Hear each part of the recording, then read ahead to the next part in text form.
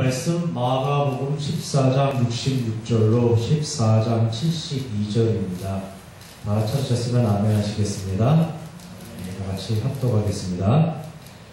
베드로는 아랫뜰에 있더니 대제사장의 여종 하나가 와서 베드로가 붙잡고 있는 것을 보고 주목하여 이르되 너도 나사렛 예수와 함께 있었도다 하거늘 베드로가 부인하여 이르되 나는 내가 말하는 것이 무엇인지 알지도 못하고 깨닫지도 못하겠노라 하며 앞뜰로 나갈새 여종이 그를 보고 곁에 서 있는 자들에게 다시 이르되 이 사람은 그 도당이라 하되 또 부인하더라.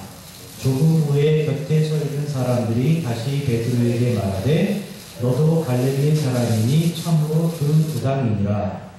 그러나 베드로가 저주하며 맹세하되 나는 너희가 말하는 이 사람을 알지 못하노라 하니 닭이 곧 두 번째 울더라. 이에 베드로가 예수께서 자기에게 하신 말씀 곧 닭이 두 번 울기 전에 내가 세 번 나를 부인하리라 하심이 기억되어 그 일을 생각하고 울었더라. 아멘.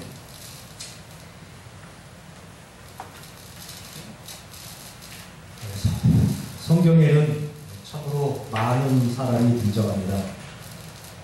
족보 혹은 계보를 통해서 이름 몇 자만 소개되어 있는 사람도 있고 에녹이나 야베스처럼 아무런 배경 설명도 없이 단지 몇 절에 걸쳐서 아주 간단하게 소개되어 있는 사람도 있습니다. 에녹 다 아시죠?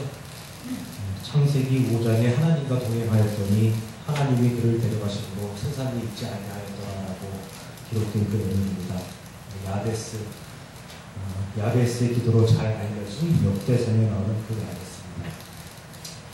네, 이 사람들에 대해서는 밑도 끝도 없이 그저 세네 절에 걸쳐서 간단하게 소개되어 있을 뿐입니다. 또 아브라함, 이삭, 야곱, 요셉처럼 몇 장에 걸쳐서 비교적 상세하게 그 사람의 행적이 기록되어 있는 경우도 있고 여호수아나 욥, 룻, 에스더처럼 성경 한 권 전체의 그 사람의 이야기를 자세하게 기록해 준 경우도 있습니다. 또 모세나 다윗처럼 성경 몇 권에 이를 정도로 아주 사소한 것까지 정말로 상세하게 그 사람의 역사를 기록해 주고 있는 경우도 있습니다. 또 성경 속에 등장하는 그 인물의 성격도 참으로 다양합니다. 왕족도 있고 귀족도 있고 일반 평민도 있고 노예도 있습니다. 이스라엘 민족도 있고 이방 민족도 있습니다. 남자는 물론이고 여자의 이야기도 참으로 많이 등장합니다. 또 그 관계도 참으로 다양하게 나타납니다. 왕과 신하 사이의 이야기도 있고 부부간의 이야기도 있고 부모와 자식 사이의 그 이야기도 있습니다. 형제 사이, 친구 사이, 이웃 사이에 일어난 이야기도 많이 있습니다. 또 성경에서 다루는 이야기의 소재도 참으로 다양합니다. 사랑에 관한 이야기, 효도에 관한 이야기, 우정에 관한 이야기, 전쟁에 관한 이야기, 또 배신에 관한 이야기, 불륜에 관한 이야기 등 정말로 무궁무진한 소재가 성경 속에서 다루어지고 있습니다. 대부분의 사람들이 성경을 읽으면서 혼란을 겪는 이유가 바로 여기에서부터 출발합니다. 성경은 하나님께서 사람에게 주신 하나님의 책이기에 하나님의 말씀이나 하나님의 교훈, 하나님의 권면이 가득 차 있을 것이라고 생각을 합니다. 또 무엇인가 신비한 요소가 있을 것이라고 기대를 합니다. 그런 생각과 기대를 가지고 성경을 펼쳐보지만 막상 읽어보니까 성경이 조금은 이상합니다. 그런 내용은 별로 없고 온통 사람 사는 이야기들로 가득 차 있다는 겁니다. 자신의 생각이나 기대와는 너무나 다르게 성경의 내용이 전개되니까 즉 교훈도 별로 없고 권면도 별로 없고 그렇다고 신비한 요소도 별로 없고 그저 우리들이 살아가는 세상 속 이야기와 별로 다를 게 없는 일반적인 사람들의 평범한 삶의 이야기가 대부분을 차지하니까 사람들이 성경이 뭐 이래? 이렇게 하면서 크게 당황하고 혼란을 겪는 겁니다. 우리 주변에 널려있는 소설이나 동화, 우화, 신화와 크게 다를 게 없다고 성경을 생각하는 것입니다. 이때 판단을 아주 잘 하셔야만 합니다. 왜 하나님께서 주신 성경이 이렇게 구성이 되어 있을까? 왜 성경에는 이렇게 많은 사람들의 이야기가 등장할까? 그리고 그 사람들의 이야기를 통해서 하나님께서 궁극적으로 하시고자 하는 그 말씀의 내용이 무엇일까? 곰곰이 생각하고 또 생각해서 그 해답을 찾아내야만 합니다. 그리고 그 해답을 찾으려는 노력이 실제로 아주 오랜 시간 동안 수천 년 동안 행해져 왔습니다. 그런데 그 노력이 노력한 만큼 올바른 결실을 맺었는지 돌이켜 생각해 볼 때 저는 개인적으로 그렇지 않다는 생각을 떨쳐버릴 수가 없습니다. 제가 이렇게 생각을 한다고 해서 제가 수많은 신학자나 수많은 성서학자, 수많은 종교학자, 수많은 목회자들의 그 오랜 시간의 노력과 그 결실을 전면적으로 부정하는 것이 결코 아닙니다. 저만 잘났다고 말씀드리는 것이 결코 아닙니다. 그분들의 노력과 정성으로 인해서 기독교의 교리가 아주 정교하게 세밀하게 다듬어져 왔고 또 기독교가 세상에 선한 영향력을 끼쳐왔고 그분들로 인해서 지금의 제가 이렇게 강단에 서서 설교 말씀을 전하고 있다는 것 결코 부정하지 않습니다. 다만 아직도 연구되어져야만 하고 아직도 다듬어져야만 하고 아직도 바르게 수정되어져야 하는 성경의 내용, 기독교의 내용이 무수하게 많이 있음에도 불구하고 요즘의 교회가, 요즘의 목회자가 그저 과거의 내용을 아무 생각 없이 그대로 따라가고 있는 것은 아닌지 그 안타까움과 속상한 마음을 감출 수 없다는 뜻입니다. 예수님 당시에 유대교의 종교 지도자들이 했던 이야기나 종교개혁 당시 개혁의 대상이었던 당시 카톨릭 사제들이 했던 이야기나 요즘 개신교의 목사들이 하는 이야기나 크게 다를 게 없습니다. 왜 제가 이렇게 생각하는지 그 이유를 말씀을 드려보겠습니다. 조금 전 성경에는 참으로 많은 인물들이 등장한다고 말씀을 드렸습니다. 사람들은 성경에 그렇게 많은 인물들이 등장하니까 그 등장인물들을 우선 구분하는 작업부터 시작을 합니다. 어떻게 구분을 합니까? 바로 좋은 사람, 나쁜 사람으로 구분합니다. 좋은 편, 나쁜 편으로 나눕니다. 하나님 말씀에 순종하는 듯한 모습을 보이는 사람은 좋은 사람, 좋은 편으로 구분하고 그렇지 않은 사람은 나쁜 사람, 나쁜 편으로 구분합니다. 그래서 좋은 사람, 좋은 편은 하나님으로부터 상과 복을 받았다고 이야기하고 그렇지 않은 사람은 하나님으로부터 징계와 저주와 심판을 받았다고 이야기합니다. 그래서 언제나 내리는 결론이 뭡니까? 착하게 살아야 한답니다. 선하게 살아야 한답니다. 더 나아가서 하나님의 말씀에 순종하는 사람, 교회 일에 헌신하고 충성하는 사람, 목회자를 지극정성으로 섬기는 사람이 되어야 한다고 이야기합니다. 100편의 설교를 듣는다면 적어도 99.9편은 아마도 이렇게 결론을 맺고 있을 겁니다. 그럼 여쭤보겠습니다. 성경에서 이야기하는 내용과 우리나라 고전소설 흥부전이 전하고자 하는 내용과 무슨 차이가 있죠? 잘하면 상 주고 못 주면 벌 주는 하나님과 자신에게 도움을 준 흥부에게는 좋은 박씨를 물어다 주고 자신에게 못된 짓을 한 놀부에게는 나쁜 박씨를 물어다준 제비 사이에 과연 무슨 차이가 있죠? 하나님과 제비가 전혀 다를 게 없습니다. 도찐 개찐입니다. 요즘 개그 콘서트에서 유행하는 노래 있죠? 성경, 흥부전, 도찐, 개찐. 하나님, 제비, 도찐, 개찐. 예, 전부 도찐, 개찐입니다. 하나님과 제비가 다를 게 무엇입니까? 아니 차라리 제비가 더 나을지도 모릅니다. 제비는 박씨를 물어다 준 것으로 끝나는데 하나님께서는 상 준 것에 대해 복 준 것에 대해 또 은혜 갚아야 한다고 하지 않습니까? 만약 제게 하나님 믿을래 제비 믿을래라고 물어본다면 저는 주저없이 나는 제비 믿겠습니다라고 대답할 것입니다. 왜 그렇습니까? 제비는 뒤끝이 없습니다. 제비는 은혜 받은 것에 대해서 대갚아야 한다고 주장하지 않으니까 제비는 그냥 준 것으로 끝이 나니까. 성경에 나오는 사람들의 이야기를 선악의 관점, 상벌의 관점에서 바라보면 성경과 소설이 전혀 다를 게 없습니다. 권성징악을 강조하고 사람의 행위를 강조하다 보면은 성경과 소설이 달라질 게 전혀 없습니다. 어쩌면 고전소설이나 전래동화만도 못할 정도로 성경의 위상이 추락해버립니다. 그런데 이것이 오늘날에만 벌어지는 현상이 아니라는 겁니다. 유대교 시대에도 그랬고 카톨릭 시대도 그랬습니다. 그때에도 사람의 행위만을 강조했습니다. 그래서 하나님께서 이 땅에 오셔서 죽기까지 하셨고 종교개혁이라는 피 흘림의 역사가 있었는데 그래서 그 결과로 나타난 게 오늘날 개신교회인데 그 교회가 다시 유대교 전통을 따라서 가톨릭 전통을 따라서 사람들의 행위만을 강조하고 있지 않습니까? 참으로 안타까운 그런 현실이 아닐 수가 없습니다. 또 사람들이 성경을 읽으면서 오해하는 게 뭐냐면 성경 속에 궁극적으로 하나님께서 전하고자 하는 메시지가 군데군데 숨어 있다고 생각하는 경우가 참으로 많이 있다는 겁니다. 다양한 인물들의 이야기가 펼쳐지지만 그 이야기 자체가 목적이 아니고 그 이야기 자체가 중요한 것이 아니고 그 이야기가 전개되는 그런 여러 구절 속에서 우리가 꼭 기억하고 우리가 우리 삶 속에 적용해야 하는 하나님의 말씀이 별도로 숨어있고 제시되어 있다고 생각하는 겁니다.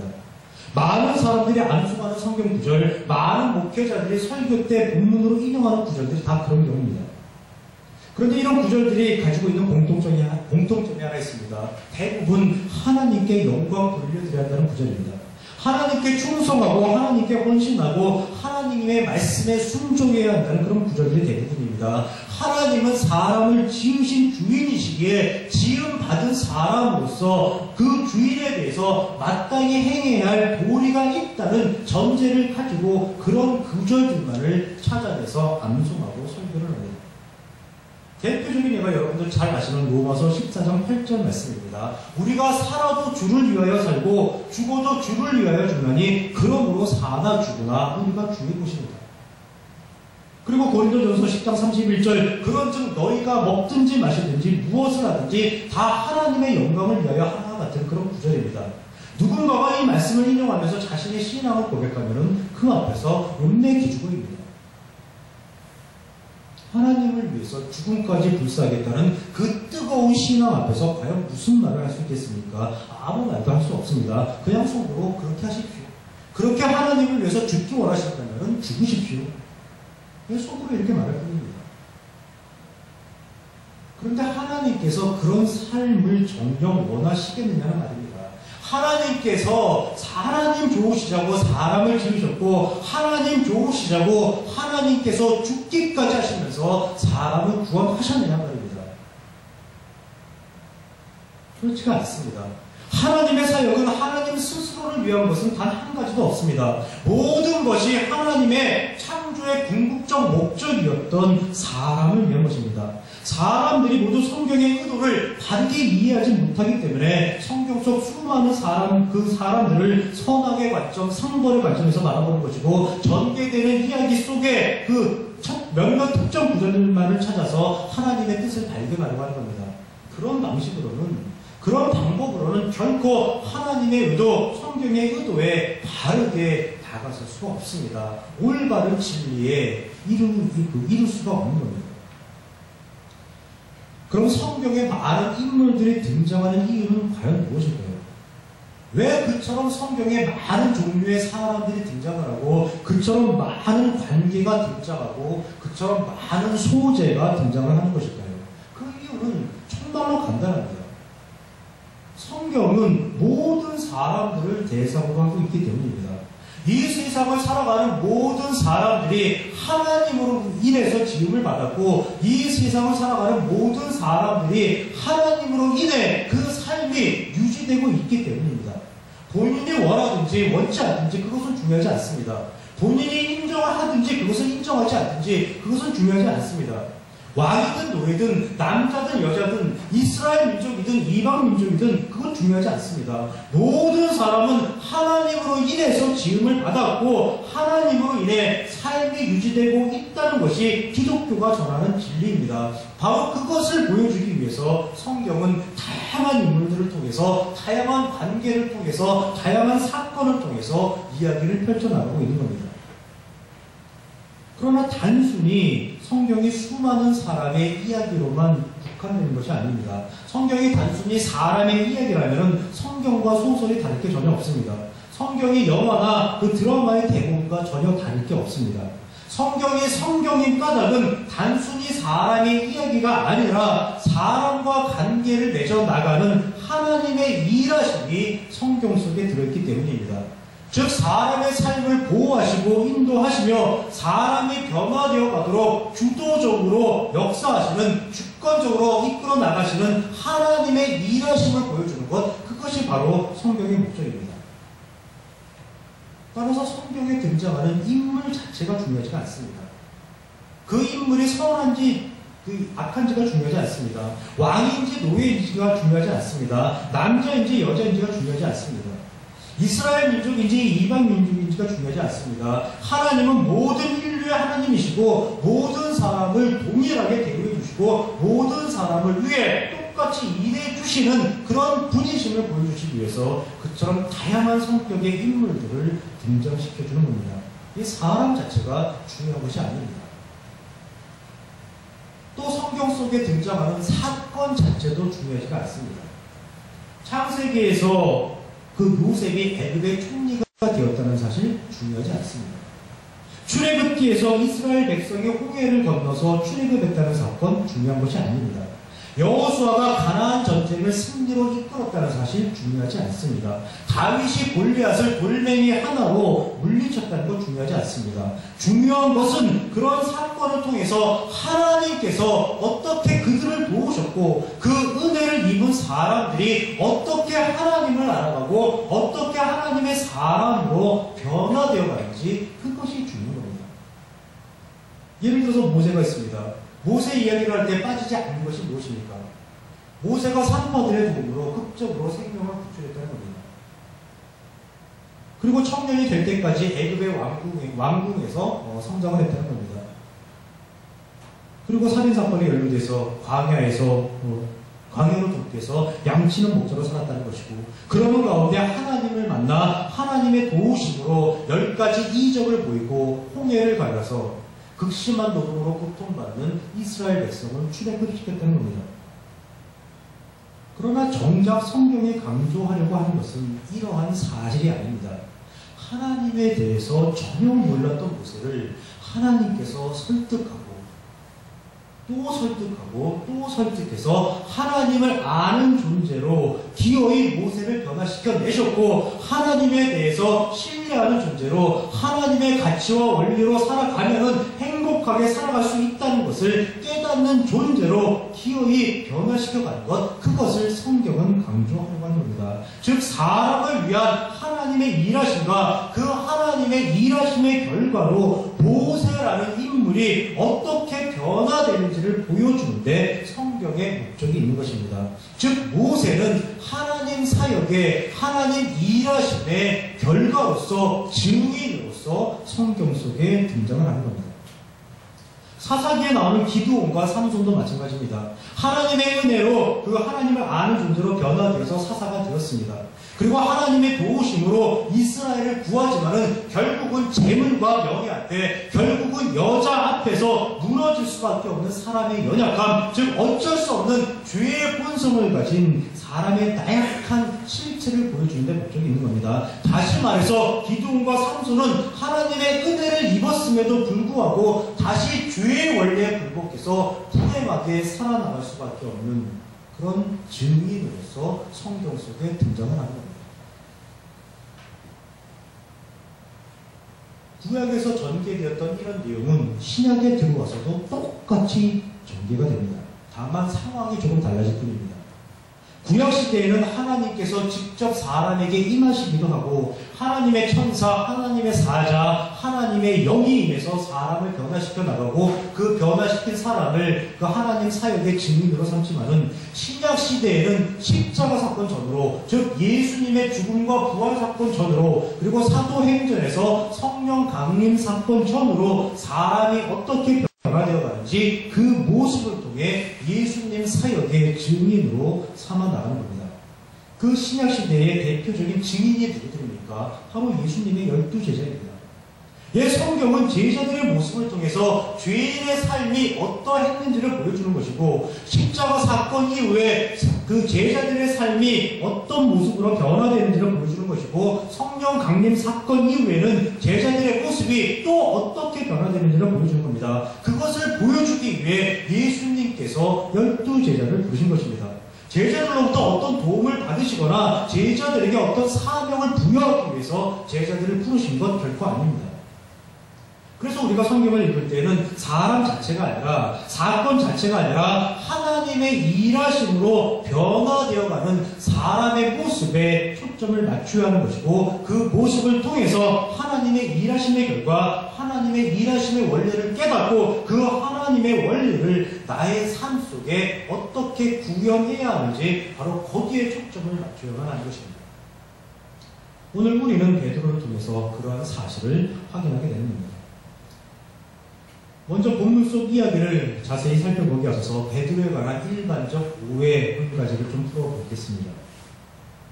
며칠 전 목요일 저녁이었습니다. 케이블 TV에서 방송하는 영화 한 편을 우연히 보게 되었습니다. 선 오브 갓이라는 그런 제목의 영화였는데 예수님 사역을 영화의 소재로 담은 영화였습니다. 그 영화를 보는 가운데 재미있는 사실 한 가지를 발견하게 됩니다. 즉 예수님의 12제자 예수님의 12제자 중에서 베드로의 모습이 다른 제자들과는 사뭇 다른 모습으로 표현이 되고 있다는 것이었습니다. 베드로는 마치 예수님 사역의 모든 의미에 대해서 다 알고 있는 사람처럼 그 영화에서 나타나고 있었습니다. 예를 들어서 예수님께서 예루살렘에 들어가시겠다고 말씀하시자 유다가 아직 위험합니다. 아직 때가 이릅니다. 아직은 준비가 되지 않았다고 이렇게 베드로에게 말을 건네는 장면이 나옵니다. 그때 베드로는 모든 것을 다 아는 사람의 표정으로 걱정하지 말라라고 유다를 설득을 합니다. 또 세금 논쟁을 벌이는 장면에서는 성난 백성들이 로마군에 대항해서 폭동을 일으키려고 하면서 예수님께 도움을 요청하자 베드로는 폭력은 절대로 안 된다고 말을 하면서 우리는 이런 일을 위해서 예루살렘에 들어온 것이 아니노라라고 그렇게 말을 합니다. 과연 베드로는 영화 속 장면처럼 예수님의 모든 사역의 의미에 대해서 알고 있었을까요? 그렇지 않습니다. 베드로도 다른 제자들과 전혀 다를 게 없습니다. 베드로가 특별히 뛰어난 게 없고 베드로가 특별히 탁월한 게 없습니다. 그럼에도 불구하고 왜 영화는 베드로를 더 나은 사람으로 묘사하는 것일까요? 그 이유는 사람들이 가지고 있는 일반적인 편견 때문입니다. 사람들은 우선 베드로가 예수님의 제자라는 사실에 대해서 한 수 적고 들어갑니다. 그리고 베드로는 아주 여러 차례에 성경 속에 등장하기 때문에 예수님께서 베드로를 특별히 아끼셨던 수석 제자일지도 모른다고 생각을 하고 베드로에 대해서 두 수 적고 들어갑니다.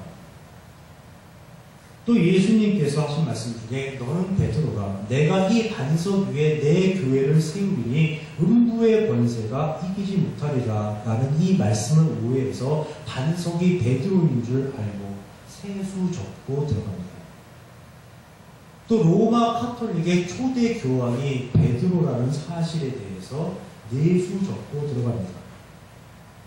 한 수도 아니고 네 수나 적고 들어가니까 베드로에 대해서 편견이 생길 수밖에 없습니다. 다른 제자들과는 달리 더 탁월하고 더 능력 있는 제자였다고 우리 모두가 오해를 하게 되는 것입니다. 이런 상황은 목사님들의 설교 속에서도 많이 찾아볼 수 있습니다. 이런 설교 아마 들어보셨을 것입니다. 여러분, 베드로와 유다는 똑같은 사람이었습니다. 하나님은 예수님을 3번이나 부인한 나쁜 사람이었고 하나는 예수님을 팔아먹은 나쁜 사람이었습니다. 예, 베드로나 유다는 똑같이 나쁜 사람들이었습니다. 그런데 둘 사이에는 결정적인 차이가 하나 있습니다. 그 차이점이 무엇인지 아십니까? 베드로는 회개를 했다는 것이고 자신의 행위가 잘못된 것을 알고 행위를 하고 눈물을 흘렸다는 것이고 유다는 회개를 하지 않았다는 겁니다. 그래서 회개를 한 베드로는 용서를 받을 수 있었고 회개를 하지 않은 유다는 죽을 수밖에 없었습니다. 이런 설교 들어보셨을 겁니다. 그런데 이렇게 설교하면 이것은 완전히 개그 콘서트입니다. 개그 콘서트는 그래도 우리에게 웃음이라도 주지 이것은 웃기지도 않은 정말로 어설픈 이야기가 되어버리는 겁니다. 마태복음 27장 3절에서 5절에 보면은 이렇게 기록이 되었습니다. 그때에 예수를 판 유다가 그의 정죄됨을 보고 스스로 뉘우쳐 그 은 30을 대제사장들과 장로들에게 도로 갖다 주며 이르되 내가 무죄한 피를 팔아 죄를 범하였도다 하니 그들이 이르되 그것이 우리에게 무슨 상관이냐 내가 당하라 하거늘 유다가 은을 성소에 던져놓고 물러가서 스스로 목매어 죽은지라 라고 그렇게 기록을 하고 있습니다. 베드로가 운 것이 회개라면은 무죄한 피를 팔아 죄를 범했다고 고백하며 스스로 목숨을 끊은 유다는 회개한 것이 아닙니까? 회개가 아니면 이건 무슨 단어로 표현을 하죠? 제가 지금 유다를 보호하자는 것이 아닙니다. 유다를 구분하자는 것이 아닙니다. 유다의 자살이 진정한 회개에서 나온 아름다운 그런 행동이었다고 주장하는 것이 아닙니다. 우리 모두가 베드로에 대해서만은 될 수 있는 대로 좋게 생각하려고 하는 편견, 그 편견을 바로 잡자는 겁니다. 그 편견을 바로 잡아야만 성경에 대한 올바른 해석이 틀 수 있는 것이고 성경이 전하고자 하는 메시지를 우리가 바르게 이해하게 되는 겁니다. 그럼 지금부터 베드로에 관한 오해를 한번 파헤쳐 보도록 하겠습니다. 오늘 본문은 우리 모두가 잘 알고 있는 내용입니다. 예수님께서 말씀하신 대로 닭이 2번 울기 전에 베드로가 3번이나 예수님을 모른다고 실제로 부인을 했고 그 말씀이 기억난 베드로가 울었다는 내용입니다. 그런데 베드로가 왜 울었을까요? 예수님을 부인한 것에 대한 자책의 눈물, 회개의 눈물이었을까요? 베드로가 왜 울었는지를 이해하기 위해서는 먼저 베드로가 재판이 열리는 그 현장에 왜 따라갔는지부터 살펴봐야만 합니다. 여러분, 베드로는 왜 예수님을 따라갔을까요? 겟세마네 동산에서 예수님을 잡으려는 많은 사람들이 쫓아왔을 때 함께 있던 대부분의 사람들은 다 도망을 갔습니다. 제자들도 다 도망을 갔고 어떤 청년은 자기가 두고 있던 배 혼입을 마저 급하게 벗어던지고 알몸으로 도망을 갔다고 그렇게 성경을 기록하고 있습니다. 그때 베드로도 도망갔으면 되잖아요. 그때 그냥 도망갔으면은 그때 예수님을 따라가지 않았으면은 베드로가 자신의 입으로 예수님을 부인하는 그런 사건은 일어나지 않았잖아요. 그런데 베드로는 예수님을 따라갔단 말입니다. 왜 따라갔을까요? 우리는 베드로를 상당히 오해하는 측면이 있습니다. 우리는 베드로를 다분히 우발적이고 즉흥적이고 충동적이고 감동적인 사람으로 보는 경향이 있는데 베드로는 매우 신중한 사람입니다. 제가 신중하다는 표현을 쓰니까 이게 뭐 누구누구와 비교해서 누구보다 훨씬 더 신중했다 이런 표현이 아니라 베드로가 자신의 생각을 자신의 행동으로 옮기는 데 있어서는 나름대로는 신중하고 치밀하고 계획 있게 행동했던 사람이라는 그런 뜻입니다. 마가복음에는 베드로가 왜 예수님을 따라갔는지 그 이유는 기록되어 있지 않습니다. 그러나 마태복음 26장 58절에 보면은 그 내용이 기록되어 있습니다. 베드로가 멀찍이 예수를 따라 대제사장의 집들레까지 가서 그 결말을 보려고 안에 들어가 하인들과 함께 앉아 있더라라고 기록하면서 그 이유를 말해주고 있습니다. 베드로가 왜 예수님을 따라갔습니까? 결말을 보려고 따라갔습니다. 예, 베드로는 그냥 따라간 것이 아닙니다. 분명히 목적이 있었습니다. 그 목적이 뭐냐? 바로 예수님의 결말을 보려는 것이었습니다. 그 결말을 보려 갔다가 예수님을 부인하는 그런 사건이 일어난 것입니다.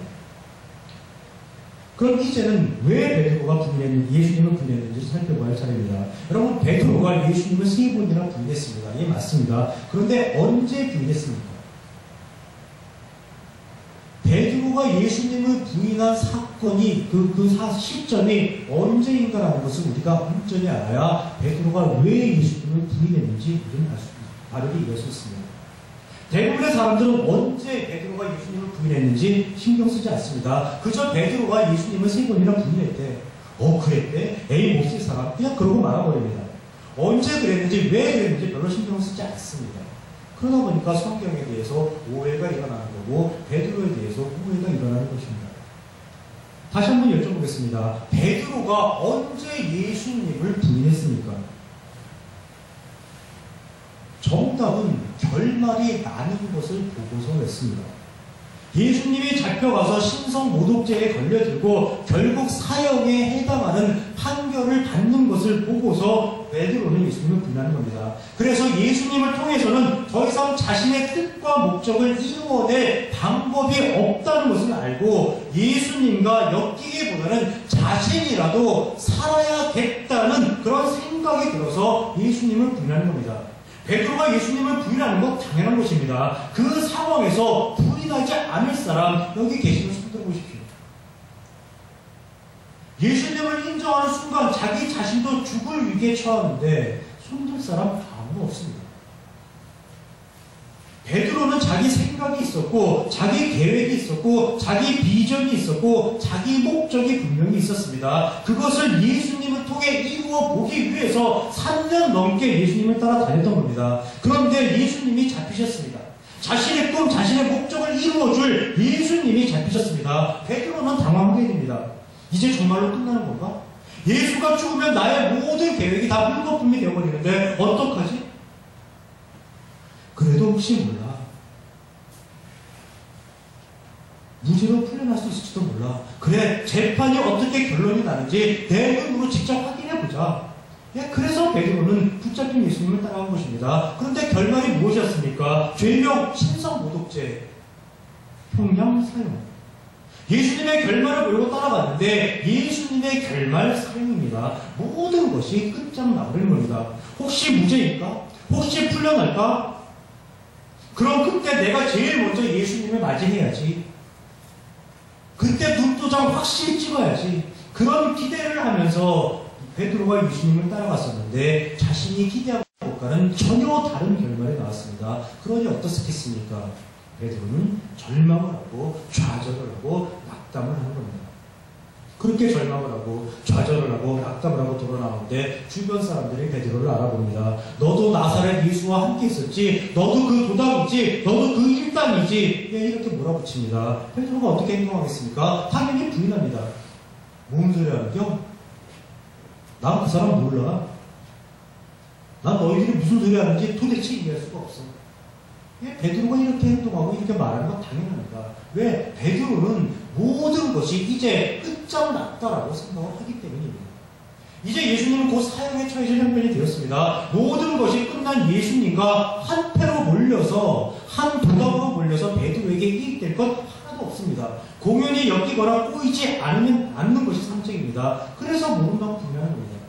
왜 베드로가 예수님을 부인하는 사건은 예수님의 결말을 보고 난 이유입니다. 그 결말은 더 이상 예수님에게 어떤 것도 기대할 수 없다는 것이었습니다. 더 이상 아무것도 기대할 것이 없는 예수님을 안다고 베드로가 이야기할 필요가 있을까요? 없을까요?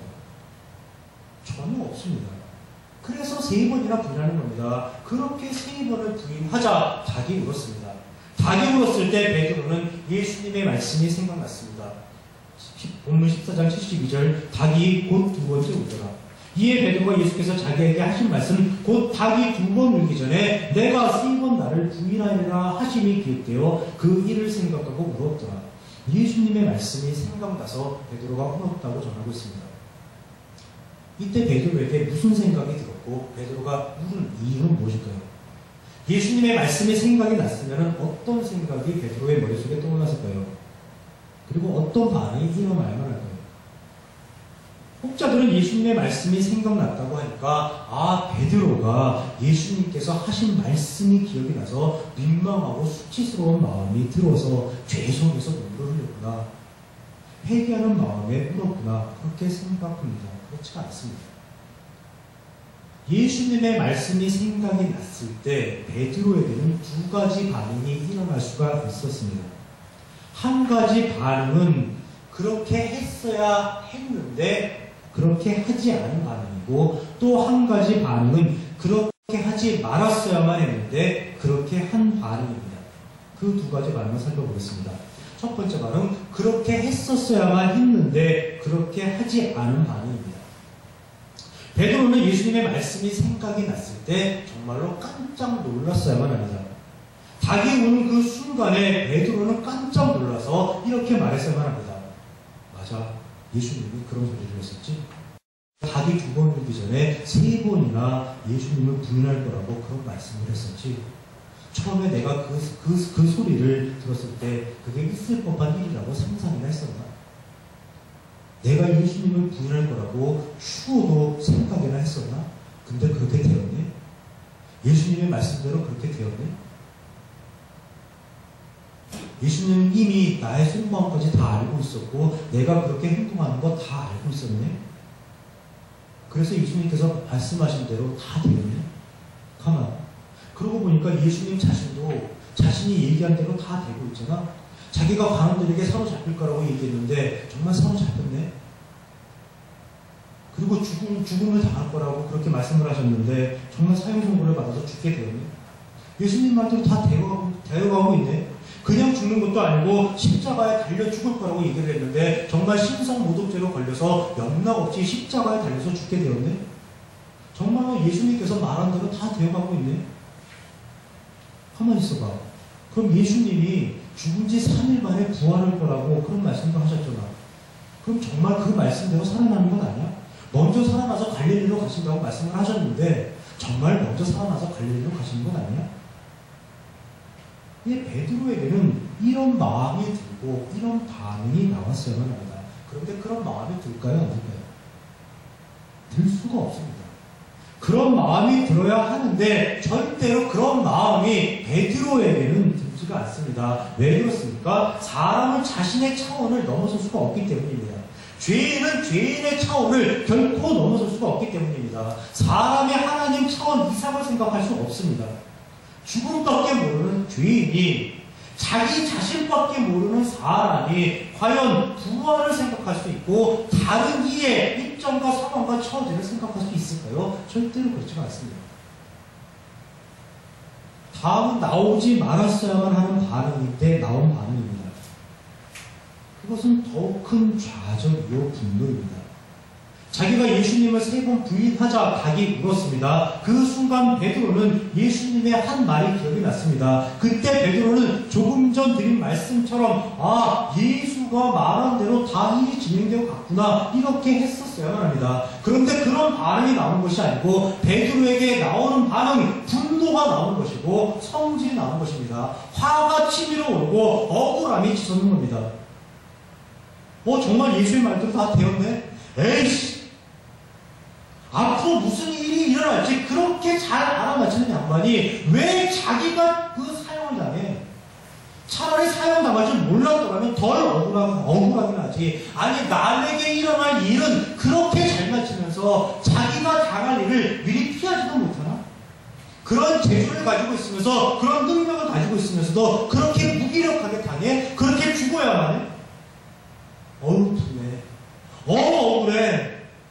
내가 그런 사람을 지금까지 따라다닌 거야? 알고 내 팔자야. 나오지 말았어야만 하는 반응인데 이게 베드로로부터 나온 반응입니다. 이 반응이 바로 베드로의 울음으로 연결이 되는 것입니다. 베드로가 울었습니다. 왜 울었습니까? 회개요? 아닙니다. 예수님을 부인한 사실에 대한 민망하며 그렇지가 않습니다. 베드로가 운 이유는 예수님의 결말 때문입니다. 예수님이 신성 모독죄에 걸려서 사형을 선고당하는 판결을 보고 베드로가 우는 겁니다. 베드로가 우는 이유, 예수가 죽기 때문에 더 이상 자신의 모든 기대와 소망이 예수를 통해서 이루어질 수 없다는 것을 알고서 베드로는 우는 겁니다. 이 좌절감 때문에 베드로는 우는 것입니다. 베드로는 생각이 있었고 계획이 있었고 뜻이 있어서 예수님을 3년 넘게 따라다녔습니다. 그래서 그 예수님을 끝까지 보호하려고 했는데 결국은 예수님이 사형 선고를 받고 죽을 운명이 되어버렸습니다. 베드로는 예수님의 죽음을 안타까워하는 것이 아닙니다. 예수님을 부인한 자신의 불충성에 우는 것이 아닙니다. 자신의 뜻과 목적이 있었고 그것을 예수님을 통해 성취하려고 했었는데 예수님을 통해서 이루어내려고 했었는데 그래서 그 높은 자리 한번 차지해보려고 했었는데 모든 계획이 틀어졌기 때문에 그 좌절감과 상실감과 허탈함으로 우는 겁니다. 그동안에 자신의 모든 수고가 헛것이 되어버리는 그 비참한 현실 앞에서 베드로는 서러워서 우는 것입니다. 이제 어떻게 해야 하나? 이제 나도 집으로 돌아가야 하나? 이제 나도 예수 따라 죽어야 하나? 아니면 또 다른 능력자를 찾아 나서야 하나? 그동안 예수를 따라다니며 3년 넘는 세월을 다 바쳤는데 그 시간이 정녕 허송 세월이었단 말인가? 내가 잡은 동아줄이 정작 썩은 동아줄이었단 말인가? 아이고 내 신세야. 아이고 내 팔자야. 예, 지금 베드로는 허탈감과 좌절감과 상실감과 무력감에 서러움이 복받쳐 올라서 심히 통곡하면서 울음을 터뜨리는 것입니다. 어쩌면 제가 말씀드린 베드로의 통곡 이유에 대해서 동의하지 않으실 분이 계실지도 모르겠습니다. 그래도 그의 눈물이 회개의 눈물이었고, 그래도 그가 예수님의 말씀을 기억하고 조금은 예수님을 신뢰하게 된 것이 아닌지 그렇게 이야기하고 싶은 분이 계실지도 모르겠습니다. 만약에 베드로가 그랬다면 베드로는 예수님의 무덤 문을 지키고 있었어야 합니다. 사흘 만에 예수님께서 부활하신다고 말씀을 하셨고, 베드로가 예수님의 그 말씀을 믿었고 그 눈물이 진정 회개의 눈물이었다면 베드로는 사흘 밤낮 동안을 예수님의 무덤 문을 지키고 있었어야만 합니다. 누군가가 그 시신을 훔쳐가지 않을까? 누군가가 그 시신을 훼손하지 않을까? 사흘 후에는 부활할 그 몸인데 절대로 그런 일이 일어나서는 안 되지. 예, 베드로는 사흘 밤낮을 예수님께서 부활하실 때까지 그 문을 지키고 있었어야만 합니다. 그런데 성경에서 그런 내용 전혀 찾아볼 수가 없습니다. 베드로가 울었던 이유 회개 아닙니다. 민망함도 아닙니다. 수치심도 아닙니다. 예수님의 죽음에 대한 안타까움 아닙니다. 자신의 모든 기대, 자신의 모든 희망, 자신의 모든 소망이 사라져버린 것에 대한 분노와 억울함과 좌절감과 상실감 때문입니다. 오로지 자신의 상황과 처지 때문에 우는 것입니다. 즉 죄인이기에 죄적 원리에 사로잡혀 있는 그런 존재이기에 눈물을 보는 것입니다. 이런 베드로가 변하기 시작합니다. 예수님의 죽음과 부활 이후에 성령 강림 사건 이후에 서서히 변해가는 베드로의 모습을 우리는 성경을 통해서 발견하게 됩니다. 제가 조금 전 서서히 변해간다고 말씀을 드렸습니다. 이 사람은 서서히 변해갑니다. 구원을 받았다고 해서 죄인에서 성도로 변화되었다고 해서 하루아침에 성도의 삶이 사라지는 게 절대로 아닙니다. 시간이 흐르는 가운데 하나님의 원리가 내 마음속에 내 가슴 속에 쌓이고 쌓였을 때 성도의 삶은 저절로 사라지게 되는 것입니다. 몇 가지 사례를 간단히 살펴보겠습니다. 사도행전 1장에 보면은 제자들이 죽은 유다를 대신해서 마띠아를 제비 뽑아서 사도에 포함시키는 내용이 있습니다. 유다가 죽었으니까 11명의 제자가 된 거고 마띠아를 선발해서 12명의 제자로 채우는 그런 내용입니다. 그런데 사도는 꼭 12명이어야만 합니다. 유다가 죽었으면 그냥 11명으로 사도 역할을 해도 충분하지 않습니까? 그런데 베드로를 비롯한 제자들은 그렇게 하지 않습니다. 꼭 12명을 채워놓습니다. 왜 그렇습니까? 그들은 12명으로 이루어진 사도 공동체를 만드는 게 목적이었기 때문입니다. 다른 이들이 감히 기웃거릴 수 없는 그런 배타적 공동체를 만들어서 자신들이 특별해져야 한다고 생각하기 때문입니다. 사도 공동체라는 것을 만들어서 자신들이 특별한 대우를 받아야 한다고 생각하기 때문입니다. 예수님의 십자가 사역은 이미 완성되었지만은 여전히 죄의 원리에 빠져있는 베드로와 제자들의 모습을 우리는 사도행전 속에서도 발견하게 되는 겁니다. 또 사도행전 6장에 보면은 베드로를 비롯한 제자들이 7 일꾼을 세우는 장면이 있습니다. 그런데 그때 보면은 조건이 있습니다. 사도행전 6장 3절에 보면은 성령과 지혜가 충만하여 칭찬받는 사람 7을 택하라라고 되어 있습니다. 여러분, 제자들이 예수님께 뽑힐 때 성령이 충만해서 뽑혔습니까? 제자들이 예수님께 선발될 때 지혜가 충만해서 제자들이 예수님께 뽑혔습니까? 제자들이 많은 백성으로부터 칭송을 자자있게 받아서 예수님으로부터 뽑혔습니까? 그렇지 않습니다. 그들은 그냥 뽑혔습니다. 아무 자격과 조건이 없는데도 예수님께서는 그들을 그냥 뽑았습니다. 그런데 그들은 일곱 일꾼을 세우는데 자격과 조건을 갖다 붙이는 겁니다. 사도행전 2장에서 성령 강림 사건이 이미 일어났는데도 여전히 죄의 원리에서 벗어나지 못하는 그런 베드로와 제자들의 모습을 또 한번 확인하게 됩니다. 또 사도행전 10장에 보면은 베드로가 하늘에서 보자기 하나가 내려오는 환상을 보게 되는 장면이 있습니다. 그 보자기에는 온갖 짐승이 다 들어있습니다. 하나님께서 그 보자기를 내려주시면서 베드로에게 잡아먹으라 라고 말씀하십니다. 그때 베드로의 반응, 아닙니다. 그럴 수 없습니다. 나는 속되거나 깨끗이 아니한 것을 먹을 수가 없습니다 라고 말을 합니다. 그러자 하나님께서 베드로에게 하시는 말씀, 내가 깨끗하게 한 것을 네가 속하다고 말하지 말라입니다. 하나님의 기준에 근거해서 판단하고 행동하는 게 아니라 여전히 유대교의 율법에 얽매여 있는 베드로, 즉 여전히 죄의 원리로 살아가고 있는 베드로의 모습을 사도행전 속에서도 여전히 우리는 발견하게 되는 것입니다. 이랬던 베드로입니다. 예수님의 십자가 사역 이후에도, 성령 강림 사건 이후에도 죄의 원리에 얽매여서 그 죄의 원리를 완전히 떨쳐내지 못하고 구원받은 성도의 삶을 온전히 살아가지 못했던 그런 베드로입니다.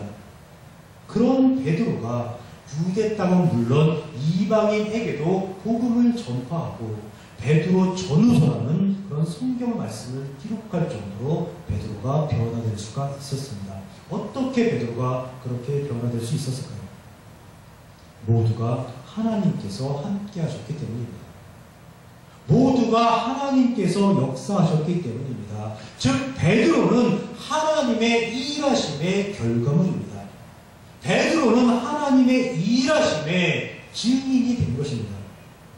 그래서 예수님께서 베드로를 뽑아서 예수님 사역에 동행하게 하셨고 그 베드로로 증인이 되도록 예수님께서는 만들어 가신 겁니다. 우리 모두도 베드로와 다 똑같은 존재입니다. 죄인이었던 우리였습니다. 오로지 나 자신밖에 몰랐던 우리를 하나님께서는 은혜로 구원하셔서 하나님을 알게 해주셨습니다. 하나님의 원리로 살아갈 수 있는 존재로 우리 모두를 변화시켜 주셨습니다. 즉 우리 모두도 하나님의 일하심의 결과물이요 증인이라는 것입니다. 그 결과물로서 하나님의 증인으로서 하나님의 일하심의 결과물이요 증인으로서 하나님의 기대와 소망에 합당한 삶 살아가시는 우리 단임 성도 되시기를 주님의 이름으로 축원합니다. 어떻게 하면 그렇게 살아갈 수 있습니까? 가장 중요한 것이 하나님의 뜻을 파악하는 겁니다. 하나님의 뜻 어디에 있습니까? 성경에 기록되어 있습니다. 그 무엇보다도 성경을 읽는 일에 열중하셔서 성경을 읽는 일에 집중하셔서 성경 속에 펼쳐진 하나님의 그 위대하신 사람을 향한 일하심과 그 일하심의 원리를 깨달아서 그 원리를 나의 삶 속에 적용하며 살아가는 아름다운 단임 성도 되시길, 하나님의 자녀 되시기를 주님의 이름으로 축원합니다. 기도하시겠습니다.